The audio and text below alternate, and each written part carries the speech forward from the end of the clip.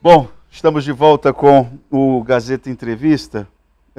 A conversa agora é sobre, como é que eu posso dizer? Será que é sobre educação? Será que é sobre arte? Eu vou conversar aqui com a escritora, a Cláudia Vanessa Bergamini. Ela está lançando um livro, Onde Pousam os Urubus. Esse livro vai ter um lançamento dia 7 de julho, às 6 horas da noite, das 6 às 9 da noite, no Memorial dos Autonomistas. Cláudia, um prazer recebê-la aqui no Gazeta Entrevista. Seja bem-vinda. Muito obrigada, tá sendo um prazer estar aqui. Por que você resolveu escrever esse filhote que está aí entre as suas mãos? Qual foi o seu alvo? Esse não é o meu primeiro filhote, eu tenho alguns livros já publicados, né? Eu sou uma estrangeira aqui em Rio Branco, estou aqui há 4 anos, eu sou do Paraná. Quando eu assumi a vaga na Universidade Federal do Acre, de Teoria da Literatura, eu me mudei para cá. E é uma novidade para mim escrever estes contos com este estilo literário, porque tratam de violência infantil, e a minha escrita era mais ligada à crônica. Eu escrevia para um jornal no Paraná, uma escrita mais feminista, mais reflexiva. Tenho livros teóricos publicados, livros de poemas.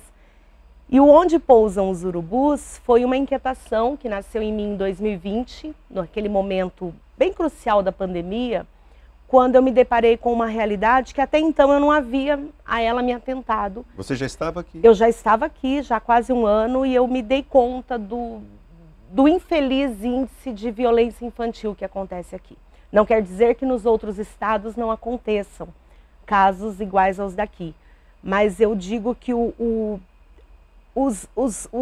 requinte de crueldade com que eu vi alguns casos eu não conhecia. E eu conheço quase todo o Brasil trabalhando como formadora de professores, então eu fiquei bastante assustada. De que forma isso trouxe mais sal, mais tinta às tuas letras? Olha, eu fui recolhendo todas as histórias, eu acompanhava por todos os veículos de informação que nós temos disponíveis, tanto pela internet quanto pela televisão. E eu fui recolhendo essas histórias, são histórias que, à medida que o leitor for lendo, ele vai se lembrar, por exemplo, daquela boliviana que foi morta em Acrelândia, teve a família toda morta, sobreviveram ela e o pai. E eu fui trabalhando a partir de uma linguagem literária, de metáforas. O livro não tem, por exemplo, a palavra estupro, não tem a palavra sexo, ele é sempre uma linguagem literária, dito com a tentativa de ser mais leve, porque as histórias não são leves. A Folha de São Paulo, eu me lembro, o jornal Folha de São Paulo teve uma época que adotou em um dos seus colaboradores essa ideia de... É crônica, porque você mistura algo que é fato com os elementos da ficção, sim, correto? E isso foi colocado durante algum tempo no jornal Folha de São Paulo. Você já classificou o livro como um livro de contos.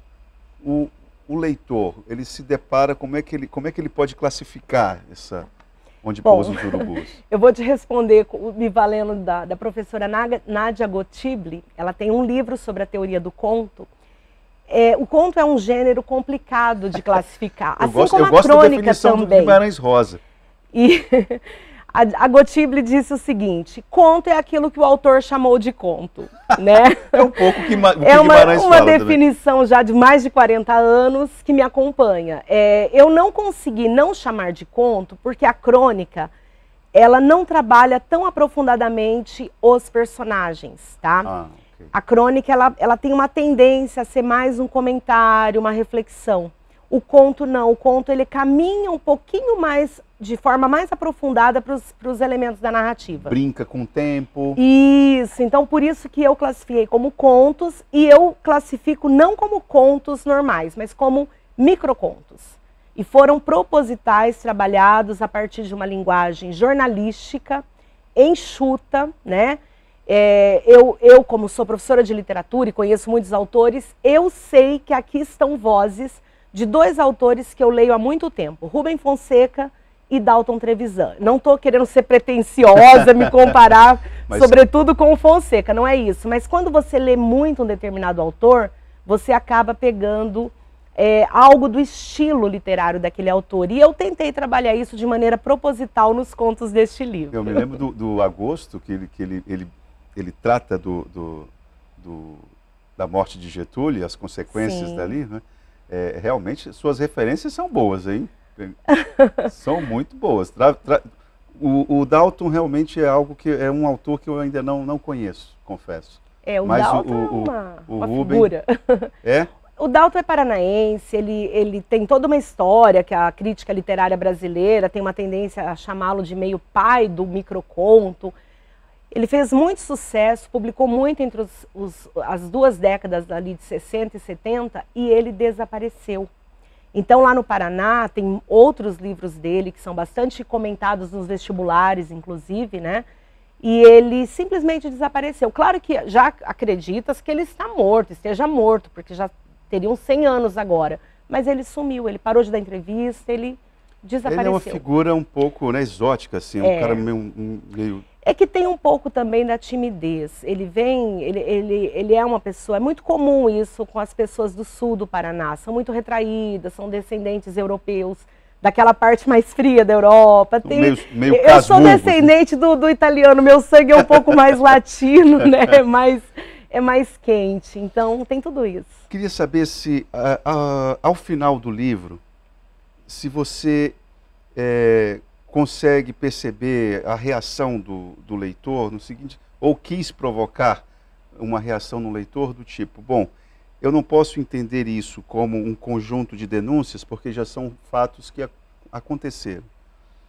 Mas que novidades pode surgir no peito de quem lê esse livro? Ótimo. A minha intenção não tem nenhum tipo de panfletagem com essas mortes, porque foram mortes que aconteceram com crianças e adolescentes. Não tem nenhum tipo de crítica à polícia, a governo, a nada disso. O meu único interesse é que o leitor termine de ler e entenda que essas vidas foram ceifadas por alguma razão ou sem razão nenhuma e que o meu interesse é tornar viva as vozes que foram silenciadas em um determinado momento. Olha, não tem melhor forma do que a literatura para isso. Olha, Cláudia, tem ali o cartaz para a divulgação. Então, como eu falei, a data do lançamento é dia 7 de julho, o horário às 8 da noite, às 6 da noite até às 9, no Memorial dos Autonomistas, na Avenida Getúlio Vargas, 309. Todo mundo sabe onde é o Memorial dos Autonomistas, não é? E o preço, R$30, é isso? Vai estar à disposição Correios lá? Para postagem, lá será vendido por R$30. E o evento, o coquetel, tudo é um convite, né? O que será promovido lá, servido, gratuitamente, claro. E é um convite que as pessoas estejam lá compartilhando deste momento comigo. Bom, escrever nunca é uma função fácil. Você já acabou o tempo? Não me diga isso. Escrever nunca foi uma missão fácil. Agora, levou quanto tempo para você? Você procurou? Foi impresso aqui mesmo? Como é que foi esse livro? É uma edição minha, eu sou a própria editora. Ele foi impresso em São Paulo, para mim ficou mais viável. Eu já conhecia o trabalho da gráfica, porque eu já fiz outros livros.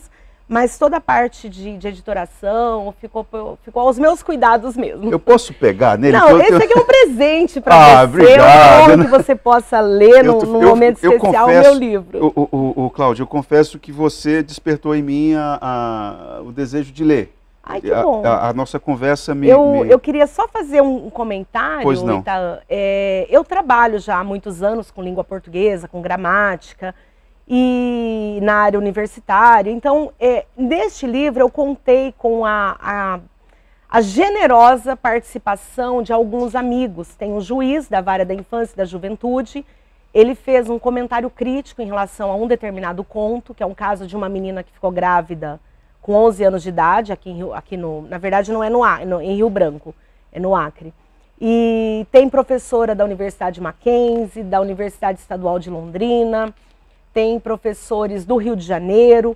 Então, cada conto tem um comentário crítico que abre este livro, né? Não para duvidando da capacidade do leitor, mas para provocar o leitor, para que ele também perceba alguns recursos literários da linguagem, algumas questões sociais, algumas questões eu acho que você aproveita para ensinar, né? Não é? Eu acho que você está aproveitando, inclusive, para... Tem um tom didático formar, nesse sentido, porque eu trabalho com teoria da literatura, não poderia faltar.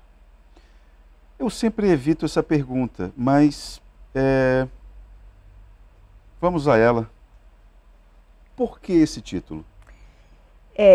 Quem vem morar em Rio Branco, né, eu saí de uma cidade muito maior, de 600 e poucos mil habitantes, que é Londrina, no Paraná. Eu me assustei logo que eu cheguei aqui com a questão dos urubus. E depois você se acostuma, né? Você está andando e de repente do nada tem um urubu enorme, ou muitos urubus pelas ruas. E esse onde pousam os urubus é uma metáfora, né? Eu coloco os urubus como esses homens, ou jovens, ou até mulheres, que se apropriaram dessas crianças como carniça. O urubu vive da carniça. Então, onde pousam os urubus seria uma metáfora para dar essa ideia de que eles pousam na criança, ou no jovem, ou no adolescente, que ainda tem uma certa inocência, né? Não tem a maturidade que nós adultos vamos construindo ao longo da vida. É uma imagem forte. Conversei aqui ainda essa semana passada com uma representante da OAB, que é presidente da Comissão da Mulher Advogada, e ela me lembrava que aqui no Acre aumentou em 170% o número de estupros de vulneráveis, crianças estupradas. Então, é um pouco, eu acho que esse teu título aqui reflete um pouco disso. Né? Parabéns pelo trabalho. Obrigada. Muito obrigado. Obrigado. Vou ler. Faço questão de ler. Ótimo. Tá bom? Muito obrigado. Muito obrigada. Espero vocês no dia 7 para compartilhar comigo deste momento. Lá no Memorial dos Autonomistas, às 6 da noite. Muito obrigado, Cláudia. Parabéns. Obrigada. Vou me despedir, perdão. Lembrando que o terceiro bloco do programa é sempre um oferecimento da Verágua, a água mineral dos acreanos.